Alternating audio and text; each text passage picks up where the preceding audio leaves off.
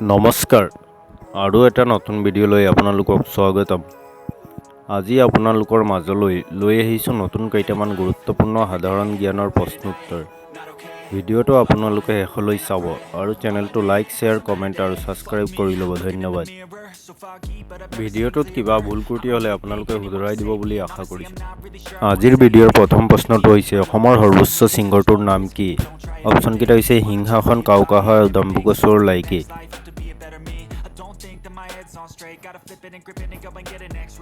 শুদ্ধ উত্তৰটো হৈছে লাইকি অসমৰ সৰ্বোচ্চ শৃংগ। প্ৰশ্ন 2, ব্ৰহ্মপুত্ৰ আৰু বৰাক অৱবাহিকাক পৃথক কৰা পাহাৰখনৰ নাম কি? অপশ্যনকেইটা হৈছে নগা পাহাৰ, সূৰ্য পাহাৰ, সিংহাসন পাহাৰ আৰু বৰাইল পাহাৰ।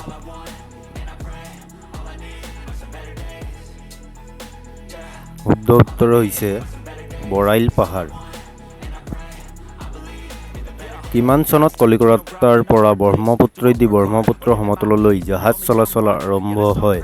অপশ্যনকেইটা হৈছে 1849, 1900, 1850 আৰু 1825।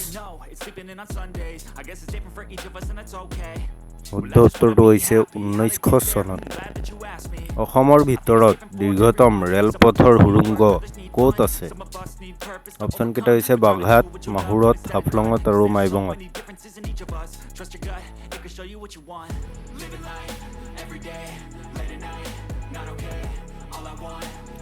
শুদ্ধ উত্তৰটো হৈছে মাহুৰত। অসম ভূমি একত্ৰিতকৰণ আইন কিমান চনত গ্ৰহণ কৰা হৈছিল? অপশ্যনকেইটা হৈছে 1930 চনত, 1950 চনত, 1960 চনত আৰু 1940 চনত।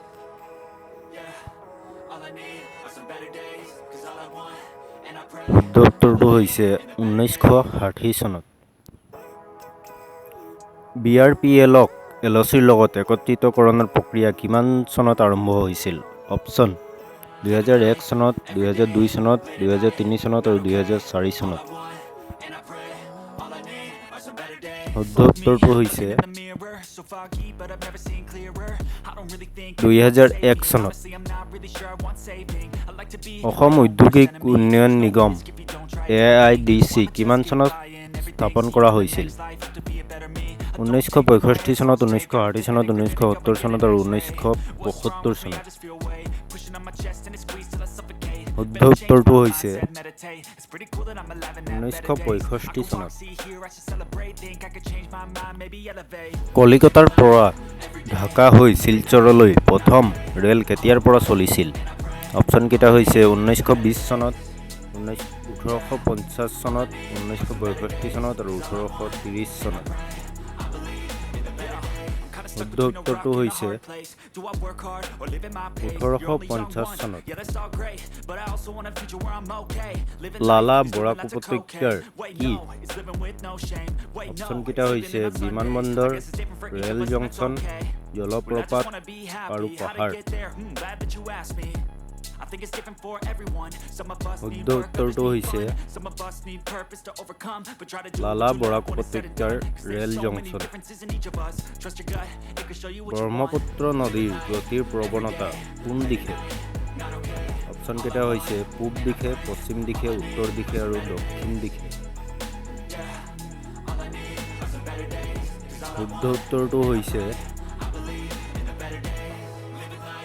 ব্ৰহ্মপুত্ৰ নদীৰ গতিৰ প্ৰৱণতা দক্ষিণ দিশে।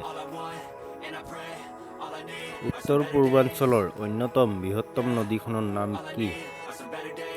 অপশ্যনকেইটা হৈছে ব্ৰহ্মপুত্ৰ, মানাহ, বৰাক আৰু বেকী নদী। শুদ্ধ উত্তৰটো হৈছে বৰাক নদী। 2003 চনত সংবিধানৰ অষ্টম সূচীত কোনটো ভাষা সংযোগ কৰা হয়? অপশ্যনকেইটা হৈছে নেপালী, তামিল, বড়ো আৰু উৰ্দু। শুদ্ধ উত্তৰটো হৈছে বড়ো ভাষা। অসমত প্ৰথম খাৰুৱা তেলৰ সন্ধান কেতিয়া পাইছিল? অপশ্যন 1896 চনত, 1856 চনত, 1886 চনত আৰু 1876 চনত। শুদ্ধ উত্তৰটো হৈছে 1886 চনত। অসমৰ জলজ সম্পদৰ প্ৰধান ভাণ্ডাৰ নদীখনৰ নাম কি? অপশ্যন হৈছে বৰাক নদী, ব্ৰহ্মপুত্ৰ নদী, দিহিং নদী আৰু ভৰলু নদী।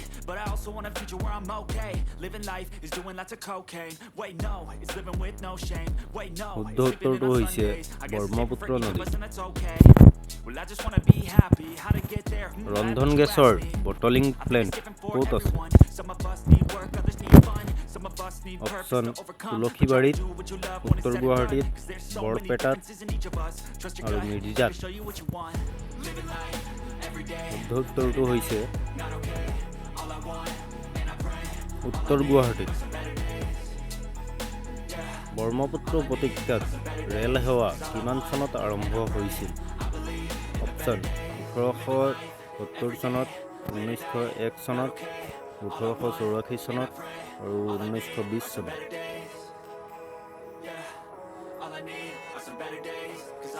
শুদ্ধ উত্তৰটো হৈছে 1884 চনত। অসম আয়ুৰ্বেদিক মহাবিদ্যালয় ক'ত আছে? অপশ্যন নগাঁও, ডিব্ৰুগড়, গুৱাহাটী, তেজপুৰ। শুদ্ধ উত্তৰটো হৈছে গুৱাহাটীত অসম আয়ুৰ্বেদিক মহাবিদ্যালয় আছে। অসমৰ ফৰেনচিক লেবৰেটৰী ক'ত অৱস্থিত? অপশ্যন যোৰহাটত, তেজপুৰত, নলবাৰীত, গুৱাহাটীত।